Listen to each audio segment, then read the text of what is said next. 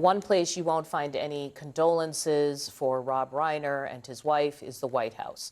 During an event in the Oval Office, the president was asked about attacking Reiner on social media just hours after his death. The president doubled down. I wasn't a fan of his at all. He became like a deranged person, Trump derangement syndrome. So I was not a fan of Rob Reiner at all in any way, shape, or form. I thought he was very bad for our country. Now, many in the president's party condemning the attack. So, for instance, Congressman Thomas Massie said in a statement, quote, "This is inappropriate and disrespectful discourse. I challenge anyone to defend it."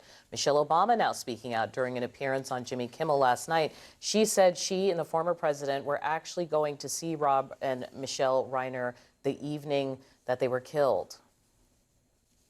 Let me just say this, unlike some people, Rob and Michelle Reiner are some of the most decent, courageous people you ever want to know.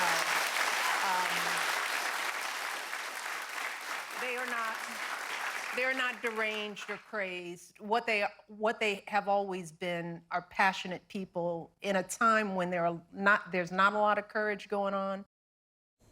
Okay, we're bringing Segun Oduolu back to the chat because as you're our emissary from Hollywood.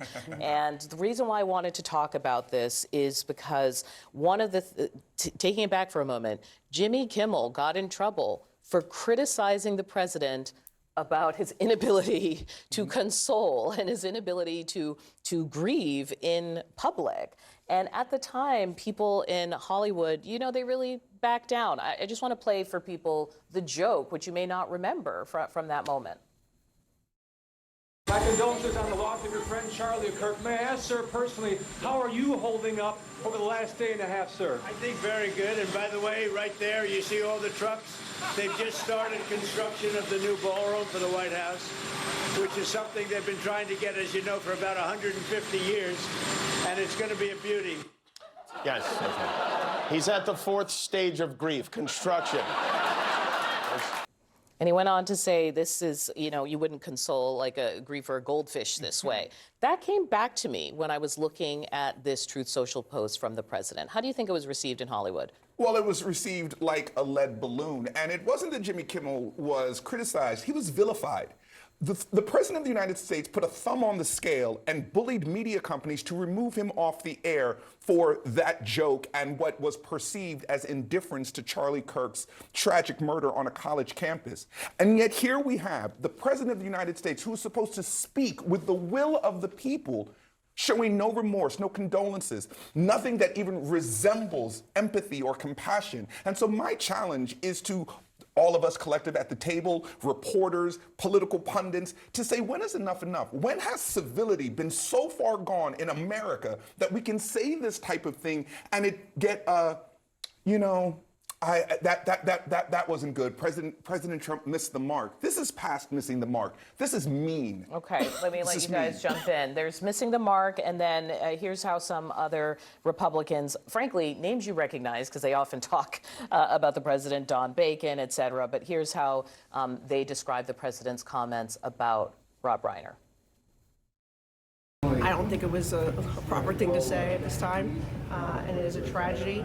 I don't think we should bring politics into it, and that was unfortunate. This is classless. It's not appropriate. It's not presidential, and I think a lot of folks. I mean, I saw a lot of the MAGA guys today just shaking their head. It's not called for. A wise man once said nothing. Why? Because he's a wise man. I think President Trump should have said nothing.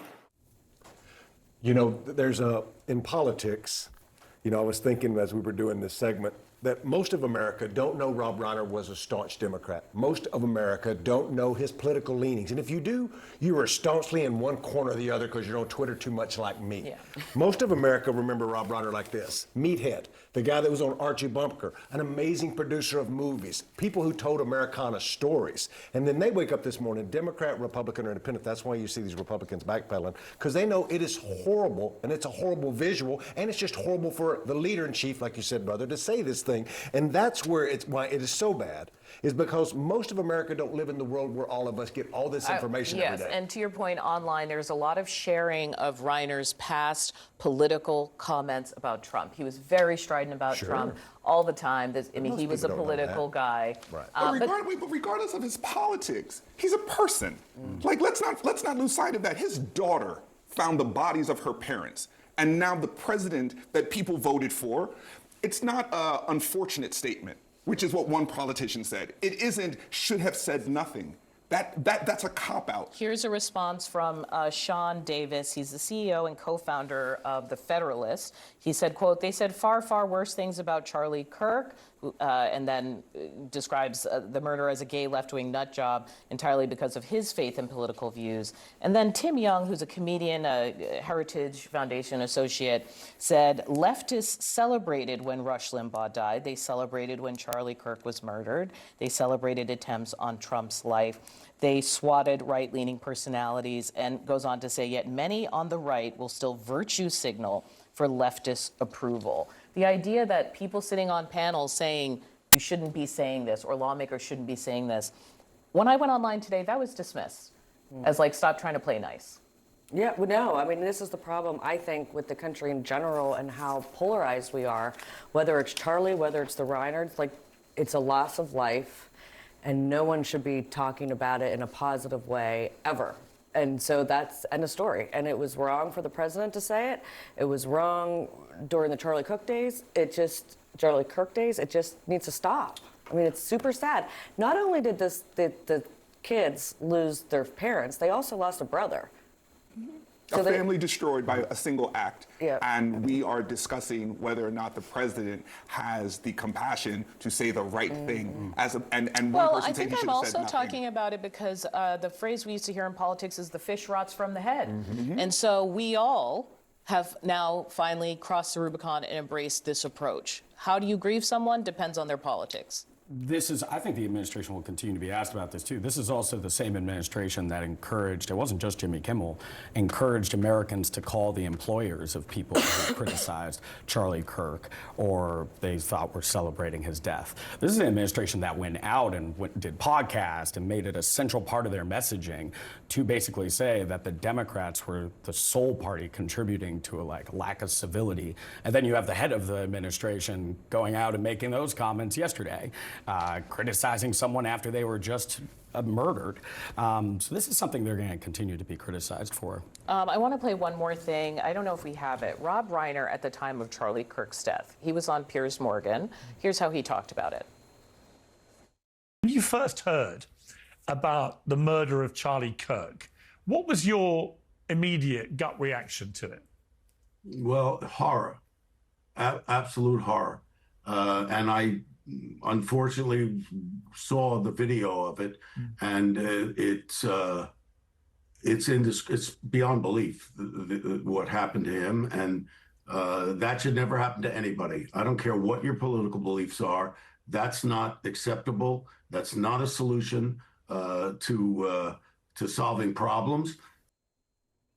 Shagun, I just have a short time left. Will Hollywood backlash for real? With Kimmel, was a little bit of fear. With this, what do you expect to see? When Kimmel was taken off the air, you saw people march in the streets. You saw protesters say, bring him back on, and the suspension lasted a day. I'm hoping that they will. I want the actors, the actresses, the producers, I want people to finally stand up and say enough is enough. We lost one of our own, and we lost a good man who was willing to say, hey, I may not agree with you, but there's no reason that we need to be violent or we need to be at odds. So yes, Hollywood should stand up. We'll be standing up.